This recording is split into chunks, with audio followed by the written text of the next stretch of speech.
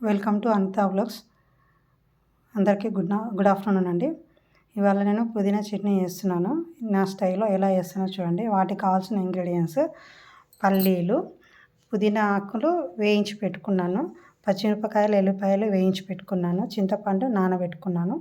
నేను చట్నీ ఎలా చేస్తానో చూపిస్తాను చూడండి. పల్లీలు కచ్చపచ్చ దంచుకొని మిక్సీకి వేసానండి. ఇప్పుడు మిక్సీ జార్లో మనం వేయించుకున్న మిరపకాయలు, ఎల్లిపాయలు వేసి అందులో తగినంత సాల్ట్, కొంచెం పసుపు వేసి మిక్సీకి వేయాలి.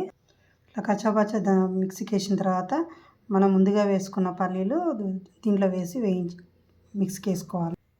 ఇట్లా మిక్సీకి వేసిన తర్వాత ఇప్పుడు పుదీనా ఆకులు వేసి తగినంత చింతపండు పులుపు వేసుకొని మిక్సీకి వేసుకోవాలి.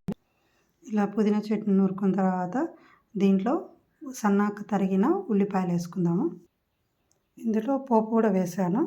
ఇంతేనండి చట్నీ. ఇది పుల్ల పుల్ల కారం కారంగా బాగుంటుంది. సరే మీరు ట్రై చేయండి. ఎలా ఉందో కామెంట్ రూపంలో తెలియజేయండి.